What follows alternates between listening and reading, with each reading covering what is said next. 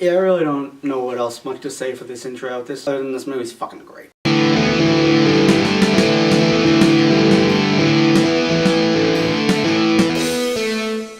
Captain America, the Winter Soldier. Captain America, the Winter Soldier is a sequel to Captain America, the First Avenger. It's the third movie in Phase 2 of the Marvel Cinematic Universe, and in Captain America, the Winter Soldier, Cap, he now works for S.H.I.E.L.D., he works with Nick Fury and Black Widow. And it's pretty much him kind of coming to terms with how the world works now, how S.H.I.E.L.D. operates, and how so radically different from how he was used to operating back in 1945 when he was in World War II. And then the Winter Soldier comes on the scene and pretty much starts fucking things up, so now Cap has to go out there and stop. Spoilers, of course. Not even beat around the bush on that one. Spoilers. Captain America, the Winter Soldier, it starts off and just already you're like, this movie's fucking great. Going to rescue all those hostages on the boat, kicking all those mercenaries' asses. The minute that he touches down on the boat and he fucking kicks a mercenary right over the edge, you're like, oh!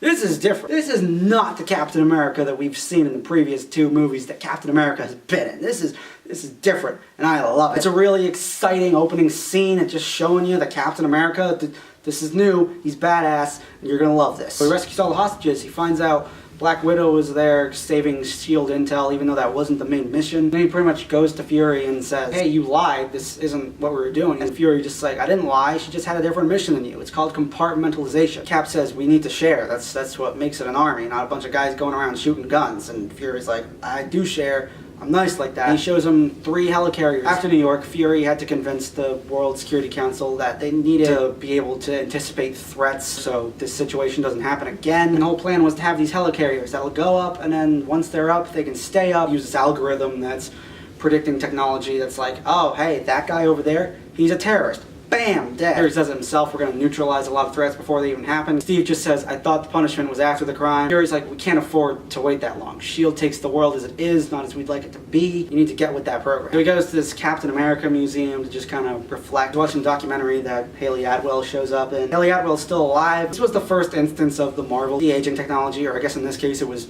aging her up. Because they put a bunch of those tracking dots on Haley Atwell's face, and now she looks like 90-year-old Haley Atwell. Steve's talking with her, and he's like, I thought I could get back into it, but it's just not the way it used to be. And Peggy's pretty much just like, sometimes the best we can do is start over. And she starts coughing up a fit, so Steve gets her some water, and then it turns out that she has Alzheimer's, and she sees Steve, and she's like, you're alive, and she starts crying. And Steve is crying, and I'm crying. Steve says, I couldn't leave my best girl now when she still owes me a dance. And then I cry some more. It's just, that's a good scene. I like that scene. It's very touching. So you go back to Fury and you find out that he's trying to figure out some stuff about Project Insight. Wants to look at the files, and the computer says it's locked down under the directive of Nick Fury. And so he goes to see his buddy, Alexander Pierce, played by Robert Redford. We need to delay Project Insight. Probably nothing, but I need to make sure that we don't get screwed over on this. So he's driving down the street after that conversation, and these police officers ambush him. It leads to an exciting ass chase. Fury's driving down the road, and then some guy standing in the middle of the road launches a grenade on his car. He starts walking towards him. He goes to get Fury, and Fury's not there. A little thing that can cut through asphalt and get him out, which is a pretty convenient fix, but, you know, do what you gotta do, right? Fury kind of pieces it together into something's going on here. So he goes to see Steve Rogers, tells him that S.H.I.E.L.D.'s compromised. Ears are everywhere, that's why I'm blasting music in your house. Don't trust anyone. This is between you and me right now. And bullets come flying through the wall, and Fury ultimately dies. Cap goes after the Winter Soldier. He throws the shield. Winter Soldier just catches it, and you're just like, oh, fuck. That's not good. How are they going to take this guy out? I do like the foot chase when he's going after the Winter Soldier. For the one reason that someone put that scene to America, fuck yeah, from Team America World Police. And just now, that's all I think about when I watch the movie. It's hysterical. Link down below if I can find it. I don't even know if it's still out there. I think the guy who made it, his channel got taken down for copyright reasons. If I can find a version of that, I'll link it in the comments and you can watch. Steve goes to Alexander Pierce and talking about Fury, and Cap's like, his last words were to not trust anyone. Alexander Pierce says, I wonder if that included him. Cap just walks off, and he gets ambushed in an elevator. He's like one guy fighting at least 12 other dudes in this really compact space, and it's really awesome. He just kicks all their asses. There's no other way out of this because there are S.H.I.E.L.D. guys on every single floor ready to take me out. So he leaps out the elevator. That is like probably a 30-story drop that he takes. Like, yeah, that hurt. And then he runs off. He's riding a motorcycle, and a Quinjet goes after him. And he throws a shield at the Quinjet, takes out the Quinjet with nothing but a shield, and it's fucking rad. So he goes back, the little USB thing that Fury gave him before he died, puts it, vending machine. Black Widow got to it first, and now him and Black Widow have to team up and find out what the fuck is going on with S.H.I.E.L.D. They end up going to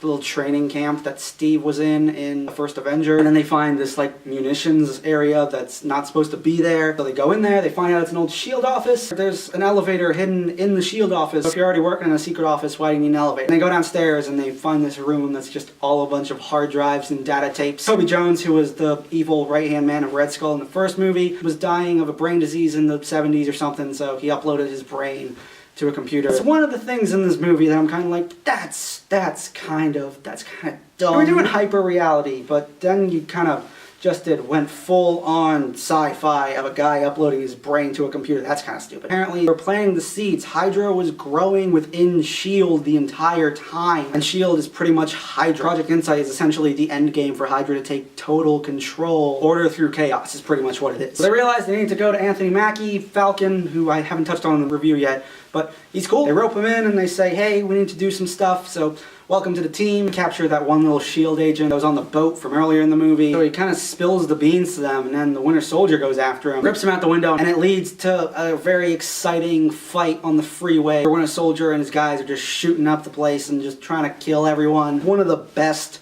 hand-to-hand combat scenes in the MCU, because it's gritty. Sure, they're doing flip kicks and all that stuff, but it really does feel like this fight to survive. I feel like the Winter Soldier's pure purpose is to kill Steve Rogers, and Steve Rogers' whole thing is just subdue. So Steve eventually gets the upper hand, he flips the Winter Soldier off of him, he rips the mask off the Winter Soldier. Turns out, Winter Soldier is his friend Bucky, who died in the train scene in the first Avenger. You know, the train scene, that's straight up Uncharted 2. So SHIELD guys capture them, and Guy puts his gun to Cap's head. Frank Grillo sees a news chopper, tells him not here. They were like ready to execute Captain America on a city street in broad daylight. Maria Hill disguises herself as a SWAT guy, breaks him out of there. They take him to Nick Fury, who apparently didn't die. Nick Fury was fine. He just took this drug that Bruce Banner developed, and it was able to slow his heart down, so it made it look like he was dead. And him and Cap and Black Widow and all them, they're having a discussion. Project Insight, the whole thing is that they're going to start executing people from the sky if they see them as a threat. They have these little SD cards that link to the helicarriers, and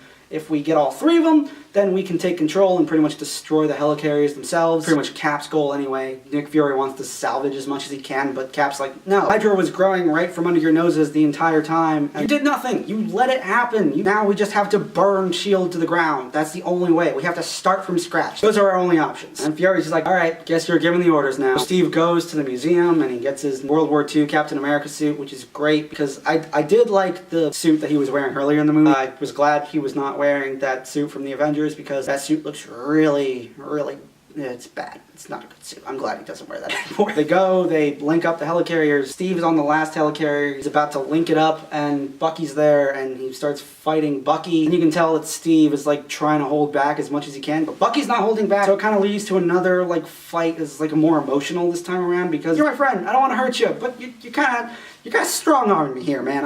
If I have to kick your balls in, that's what I'm gonna do. And as it turns out, he ends up successfully linking the final helicarrier. All the helicarriers get destroyed. Big explosion extravaganza, because that's just what these movies are now. Steve is still on the helicarrier that's about to crash and burn. He's like, I got one more shot at this. I gotta take it. So he goes down to Bucky, and this scene, the feels from this scene. He goes to confront Bucky, and he's like, you know me. Bucky says, no I don't. Bucky, you've known me your whole life. Your name is James Buchanan Barnes. Bucky's like, shut up! Steve's like, I'm not gonna fight you. You're my friend. And then Bucky just tackles him. He says, you're my mission. He starts beating him repeatedly with a metal arm, and Steve is like, finish it. I'm with you till the end of the line, which is a thing that Bucky would always say to him. Steve falls into the river, and Bucky's like, oh shit, maybe I do know that guy. Leaps in after him, and he gets him, and he's in a hospital now, and he's fine. Another kind of gripe I have with the movie a little bit, kind of a minor thing, but I do feel like super soldier serum or not, Steve Rogers in the helicarrier, he got stabbed in the shoulder with a knife, he got shot in the arm, ass, and stomach, and he had his face caved in repeatedly with a metal arm. What metal exactly? Doesn't matter. It's metal. It'll hurt like fuck when you get hit in the face with that. He should be dead. He should be dead whether he has a super soldier serum or not. Anyway, SHIELD implodes, and then Black Widow ends up like testifying in front of Congress. Like, you need us whether you think so or not. We're the line of defense, so we're just gonna keep doing what we're doing,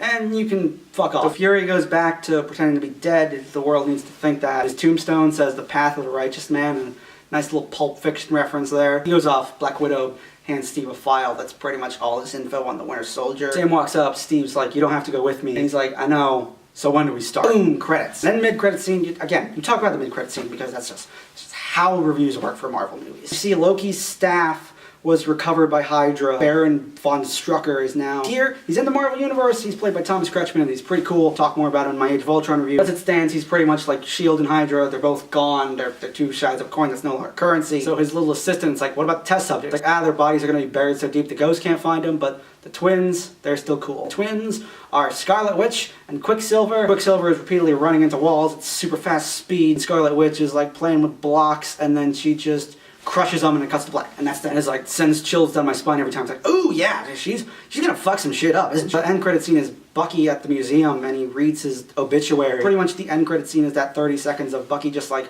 oh, so this is who I am. Guys, in the end, Captain America, Winter Soldier, it's just fucking great. I love it. It is the third best movie in the Marvel Cinematic Universe, right behind Avengers and Iron Man. Rocky start to phase 2, but this movie really was the one that was like, okay. I like the whole thing of Captain Rogers having to adjust to modern times, realizing that it's so polar opposite of what it was back then. I like the Winter Soldier ends up being his friend Bucky, that he now has to pretty much turn back to the good side. I like Nick Fury. I like Black Widow. I like that the villain for the most part is actually just the entity of Hydra. It's not really any one simple person. I like the risk that this movie took, which was S.H.I.E.L.D. organization that has overseen everything since Iron Man 1 is Hydra, and we just have to burn it all to the ground. This movie was a game changer, just in the best possible way for the Marvel Cinematic Universe. This movie forced Agents of S.H.I.E.L.D. to become a good show. How often does a show that ties into a movie, the show is kind of subpar, but then the movie comes along and the show's like, alright, well I guess we gotta up our game now. We're called Agents of S.H.I.E.L.D. and there's no S.H.I.E.L.D. anymore, so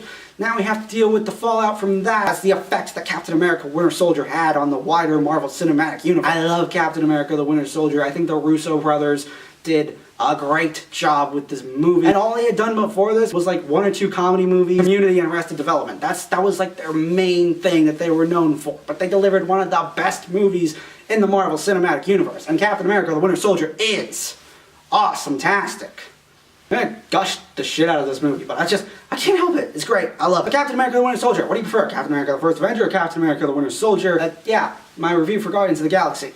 Probably on the way. Things are really getting pumped out pretty fast. So, whatever you think of Captain America the Winter Soldier, sound off in the comments. And if you like what you've seen, you can click right here.